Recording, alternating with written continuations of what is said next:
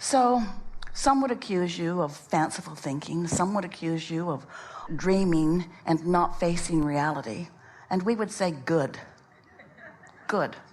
Because you can face reality, and we have no opposition to that. There is plenty of reality that is delicious, and you want to not only face it, but embrace it. You want to talk about it. You want to write about it. You want to milk it for everything that it is. In other words, don't stop looking at the good things that are around you. Just be a selective sifter so that you can tell the difference between promoting something that you want to continue to promote in your experience and promoting something that you don't want to promote just because it is so easily promotable. What is easy to focus upon, but that's not the genius of creating. The genius of creating is holding your mind on something that has not yet manifested and then watching it take shape in the form of your thought. So you have a real head start, because your inner being is already way out ahead of it. And that will be a big part of the theme that we will play with together. Getting out ahead of it. And by that we mean getting out ahead of what is in more and more moments in time.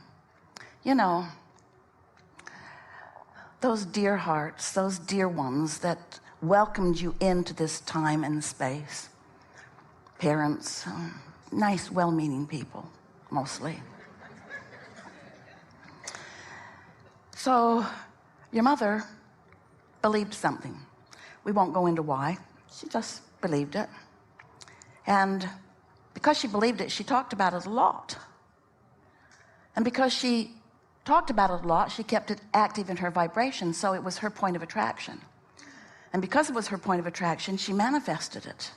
And she manifested it, and then she talked about it because she knew it was coming, and when it came, there it was. So she talked about it because it made her feel very wise to have predicted it, and there it is. And you witnessed her talking about it, and you witnessed her manifesting it, and so you believe it too. Even if it's something you don't want, you still believe it because you saw someone perform the awareness that law of attraction creates what you think about. You get what you think about whether you want it or not.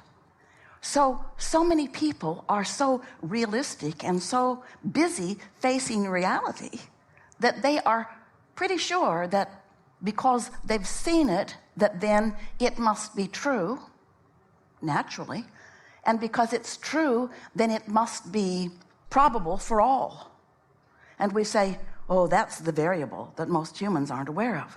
It's only probable for those who have an active vibration about it, you see. That's the fun, that's the genius of mastering deliberate creation, is that you don't have to talk about it just because others do. And you don't have to think about it just because others do. And you don't have to believe it just because someone is living it. You get to choose all of those things. You get to choose what you believe. You get to choose what you make true. You get to choose what you make true. You are already choosing what you make true. And so, because you create your own reality, and because you have an inner being who is so beneficial to you and so aware of who you are and so rooting for you to have the things that this life has shown you that you want, you have a tremendous advantage, because this is a really important thing to get hold of. One who is connected to this stream of who you really are, one who's in vibrational sync, in alignment with the energy of your source, that ever-expanding energy, expanding because of the choices that you are making. One who is in alignment with that is more powerful than millions who are not. There is no comparison between the point of attraction that your inner being holds and is, and that of most humans, because your inner being does not split energy. Your inner being doesn't say, well, they want this, but they think about that. Your inner being simply says, they want this, and therefore it is. Therefore it is. So when we say to you, ask and it is given, we're not kidding even a little bit. When your life causes you to ask, there is a vibrational response to that asking that is immediate and magnificent. You just gotta find a way of tuning to the frequency of that. And we know it's a little tricky because your life has caused you to know what you don't want. In fact, that's the whole reason you're asking for this. So it is logical that what you don't want would be a stronger, more active vibration. After all, it's something that you're witnessing. It's something that you're experiencing. It's something that people are talking about. We get it while it feels bigger, but it isn't. We get it while it feels more real, but it isn't. We get it while it feels more powerful to you, but it is not. It is flimsy and weak and nothing more than the bouncing off place to who you really are and where you're really going. So you've got choices all day, every day, in every moment of every day, in every waking moment. You have the choice of focusing in the direction of what you have manifested in your vortex or what is manifested around you in the physical. And we got to say to you, what's manifested in the physical, thoughts that have turned to things, that's old news. That's like gum that you've chewed the flavor out of. It isn't really what you want to give your attention to. It isn't where you're going. It's where you have been. It's where maybe you might think that you are. But when you take the whole of who you are, when you see the whole of who you are way more than what's manifested so far. In fact, you are so much more than what you think has manifested so far that your inner being spends no time focused upon what you think you are. Your inner being only focuses upon who your inner being knows you to be. And the component of what you're asking for, the component of your continuing fresh new desires is the largest part of all of that. We've just described to you the evolution of all species. We've just described to you what puts the eternalness in eternity. We've just described to you who you are as a creator. You just have some choices to make, and this is a wonderful opportunity. While we're all together, chewing with each other, you get to decide whether you are a creator by default, which means you're observing and regurgitating and achieving a point of attraction just based upon what you're observing with very little attention to how it feels when you observe it, or whether you are a creator, a deliberate creator, a deliberate creator. So step one happens without you knowing it does, because the contrast that surrounds you causes you to ask. Step one.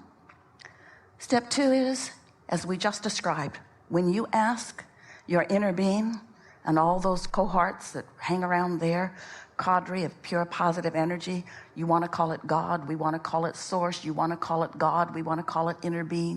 You can call it whatever you want, but it is source energy and it is all over what you care about. Step two, you ask and it has been given. It is given in the moment of the asking. Step three, that's where you get more intentional. That's where you choose thoughts that match what you want, rather than thoughts that justify why you don't want what you don't want. Pretty interesting how you've come to that. We think your mother trained you away from your inner being. We think that sometimes you were led to believe that you had to plead a needy case, that you had to plead a justifying case, that you had to defend, that you had to fight for the scraps of well-being. You picked that up along your physical trail. We promise it is not what you knew when you came into this body, and it's not what the larger part of you knows, because there is no shortage consciousness in non-physical. That's something humans make up and fight with each other about. You pretend that there isn't enough of something, so that if somebody gets something that you want, then you decide that you don't like them for getting it. When what you really want to do is to be thrilled that they are offering the example of what it's like to live something that you might want. So step one is you ask. Step two is source answers. And step three is you find a way to find vibrational alignment with what you want rather than defending what you don't want. It's what we call the receiving mode. It's what the art of allowing is. It's allowing into your experience, not just right now in this red hot minute, but allowing into your experience a steady habit of expecting good things to come to you. because things are always working out for you, you often cannot stand back in broad enough view to understand how much well-being is all queued up on your behalf. And because you are inconsistent in the way you let it flow into your experience, you as humans have made up all kinds of ridiculous rules about why sometimes it gets in and why sometimes it doesn't. Why the blessings flow to some and why the blessings don't flow to others. And we want to say to you that as well-meaning as people are, that's nuts. That's not how it works. There is not some arbitrator who is deciding to dole out the good stuff and holding you accountable for who gets the good stuff and who doesn't. It is a vibrational experience. It is a you syncing up with the goodness that is you. It is you finding vibrational harmony with your own desire. It really is as simple as that. There's a steady stream of well-being flowing to you at all times. It's raining down all around you. And you get to decide how open and receptive to that pure positive energy you are, or how resistant you are. Which means you get to decide whether you are worthy enough to let it in, or you get to make up stuff that helps you to convince yourself that you are not worthy. But we promise you, every bit of that you picked up along your physical trail from somebody else that picked it up along their physical trail from somebody else who, for whatever reason, figured out a way to pinch off the well-being and then acted as a demonstrator of no well-being and then made up stories to scare you about your own well-being. Most people want to control the environment around them, which includes you. And so there are all kinds of crazy things that are told to you to make you conform so that they can observe more of what they seem to need to observe in order to feel good. They will say to you, if you are speaking as we are, or even to us, they will say, you teach selfishness. And we say, yes, we do. Because if you are not aware of self, and if you are not selfish enough to sync up with the true self that is you, if you are not selfish enough to be the true self, the total self, the whole self that is you, then you got some resistance going on. There's split energy in you, and you don't feel that good. That's what negative emotion is. Negative emotion every single time is you asking for something with the source energy part of you and denying yourself of it with the physical part of you. It's you facing a reality of some sort that you don't want and speaking of it in order to convince someone that somebody should do something so that you can get more of what you want. That we don't disagree with. Somebody should do something, and that somebody that should, or the only one who can, is you. You're the only one who can come into vibrational alignment with your own inner being. We know it's nice when there are lovelies around you who stand on their head. You think it's nice to please you. But in the long run, it doesn't really help you because they train you away from your own ability to focus yourself into the alignment that you want. In other words, if someone's always behaving in a way and all you have to do is observe them, then you get pretty lazy in your observation. And when you're lazy in your observation, then you are most often full of vibrational resistance that is holding apart from you things that you want. And then you make up stories about why that is so. We want to let you know that we know for sure, that with just a little bit of attention, the attention that we will have together, that you can become the master of your own receptivity. And in doing so, not only will you join forces with your inner being about allowing into your experience the things that you want, but you will stand as a human example that others can see, that will help them to understand that life is as good as you will ask for and then allow it to be.